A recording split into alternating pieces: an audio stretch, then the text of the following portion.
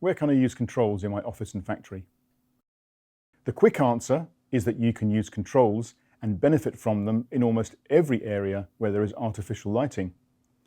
The first thing to remember is that the greatest energy savings come from switching lights off when they're not needed. An example might be switching off a task light when the user leaves the desk for a break or at the end of the day. Another example is switching off the lights in an empty meeting room.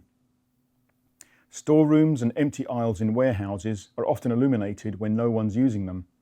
Rooms which contain computer servers are often illuminated unnecessarily. The same is true of plant rooms, storerooms, spare parts racking, heating, ventilation, and boiler areas. In these cases, and many more, you can install movement sensors and timers. These can be fitted to individual or groups of luminaires. Note that in these examples, you do not need specialist drivers or control gear. The sensors and/or timers can be fitted directly to the luminaires. However, it's often advisable to have a low level of illumination in an unoccupied space.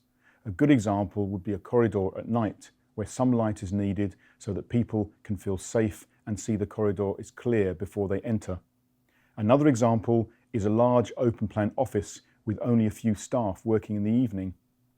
Instead of switching off the unoccupied areas, it's better to dim them so the staff are more comfortable and do not feel alone.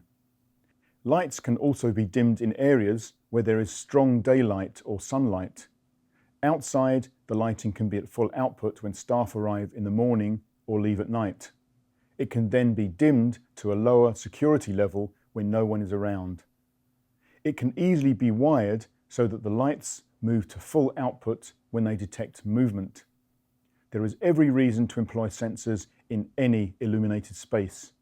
As with all projects, do work with a control specialist to define the behavioral requirements of each room or area, and then consider what role sensors will play to achieve the desired energy saving or ambient effect.